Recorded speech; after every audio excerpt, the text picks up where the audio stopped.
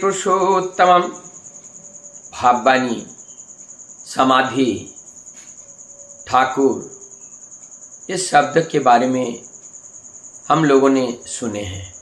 एक एक करके इसके बारे में जानने का प्रयास करेंगे। परम दयाल श्री ठाकुर जी अर्थात यहाँ पर भी मैंने ठाकुर का नाम लिया। जब श्री ठाकुर अनुकूल चंद्र जी को ये ठाकुर कब से कहने लगे, जब उनके अंदर दैवीय ईश्वरीय एक भाव भक्त लोग देखने लगे, तब उनको ठाकुर कहकर पुकारने लगे। ये शब्द ठाकुर जी को पसंद था ही नहीं। वो कहते थे, मैं अनुकूल चंद्र चक्रवर्ती हूँ, मुझे ठाकुर बिल्कुल पसंद नहीं है। आप लोग ठाकुर कहकर ना पुकारो तो मुझे ज़्यादा खुशी होगी।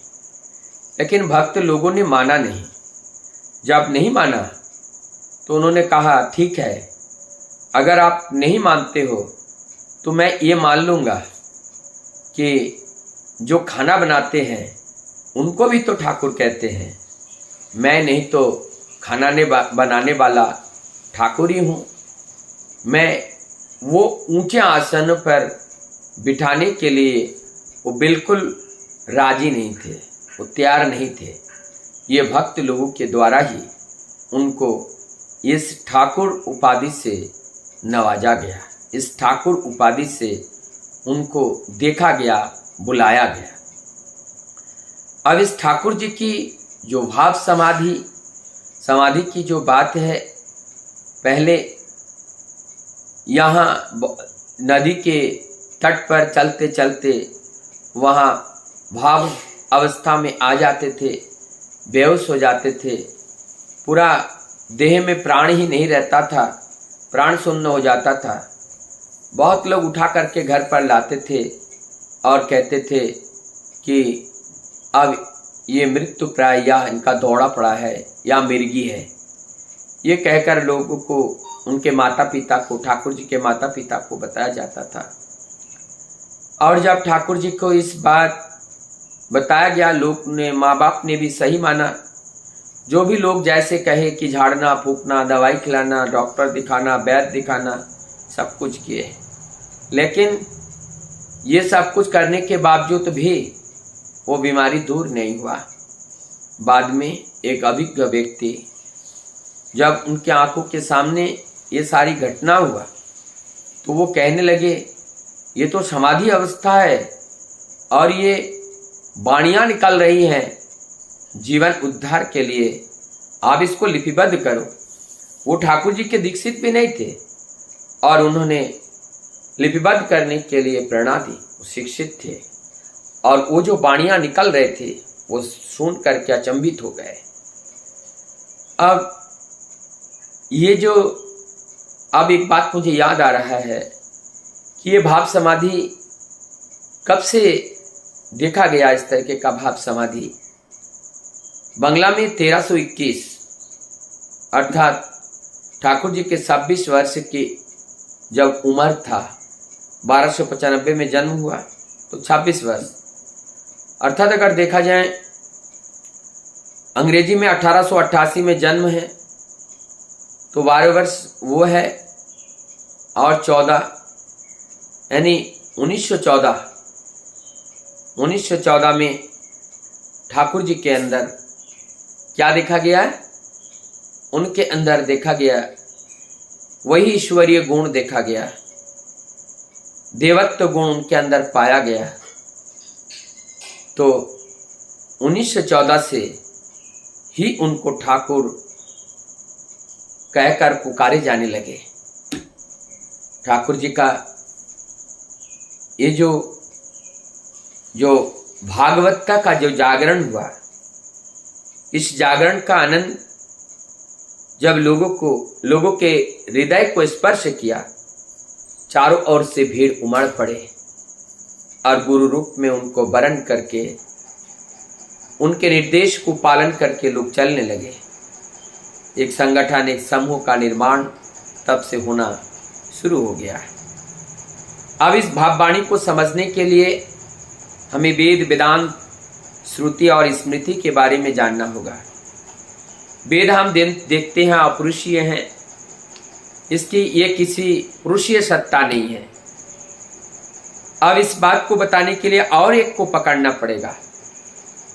जब महाभारत में 16वां अध्याय में वहां पर भगवान श्री कृष्ण ने जो ज्ञान अर्जुन को दिया, अर्जुन ने दोबारा जब भगवान श्री कृष्ण से आग्रह किया कि प्रभु आप अपने उस गीता की बात को मुझे दोबारा बताइए, तब उन्होंने कहा कि ये अब संभव नहीं है, अब मैं आपको बता नहीं सकता हूं, क्योंकि वो जो बात मैंने बताया था वो समाधि अवस्था में था, वो एक भाव में हम लीन थे। अब केवल स्मरण करके हम बता सकते हैं, जिसको अनुगीता कहा गया। अनुगीता के रूप में उसे बताया गया, तो ये अनुगीता है। और इस तरह से गीता दिया गया, और उस गीता में जीवों के उद्धार के लिए ये सारी बातें दी गई। समाधि अवस्था में जो होता है, जागतिक जगत का कोई भी लक्षण इस शरीर में परिलक्षित नहीं होती है। देखने में पुरुष लगता है, लेकिन ये भी एक अप्रसिद्ध धारा, यंत्र उस प्रभु को मान करके उस यंत्र के अंदर से वो निर्गत हो रहा है। ऐसा ही निर्गत भागवत का हुआ था। अर्जुन को समझाने के लिए जो वाणियां दी गई थी वो इस तरह से निर्गत हुआ था। तो अगर एक तरह से देखा जाए तो ये वेद है, एक तरह से देखा जाए ये श्रुति है, और एक तरह से देखा जाए देह से निर्गत हुआ स्मृति के रूप में। और जब प्रभु ने इस बात को बताया तो इसको हम वेदांत भी कह सकते हैं कि इन्होंने उस वेद की जो मूल तत्व है, उस मूल तत्व को निचोड़ के दिया है, तो ये वेदांत है। हम ज्ञान के बारे में देखते हैं। ज्ञान भी कई प्रकार के होते हैं। एक अलौकिक ज्ञान है जो जादूगर लोग दिखाते हैं। उस ज्ञान से लोगों का कोई कल्याण नहीं होता है, इसलिए वो अलौकिक जो ज्ञान है वो बेकार है। वो अंडा बना के दिखा देते हैं, मुर्गा बना के दिखा देते हैं, वास्तव में वो है नहीं, वो मैजिक है। वो हमें दिखाने के लिए है, लेकिन इस भौतिक पटल पर उनको वास्तविकता से हम नहीं कर सकते हैं, इसलिए वो ज्ञान ही नहीं है। और एक ज्ञान है जो साधक अपने साधना के बल पर वो अर्जित करता है, उस बल से लोगों का कल्याण हो सकता है, ये काफ़ी हद तक ठीक है। और एक ज्ञान है जिस ज्ञान से लोगों के जीवन से दुख और दर्द को मिटा सकता है, और वही एकमात्र वास्तव ज्ञान है। और ये ज्ञान जहाँ से मिलती हैं उसको भगवान कहते हैं।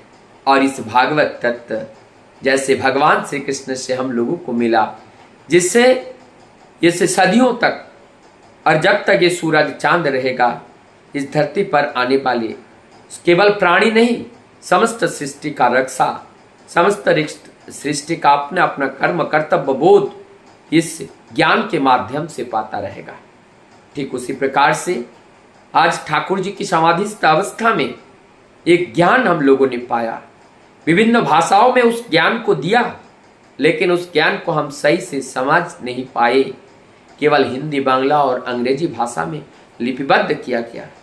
वो मानव कल्याण के लिए ज्ञान था, जगत कल्याण के लिए ज्ञान था, केवल मानव के लिए नहीं, सृष्टि जगत के हर वर्ग के लिए, भौतिक जगत के हर वस्तु के लिए ये ज्ञान था।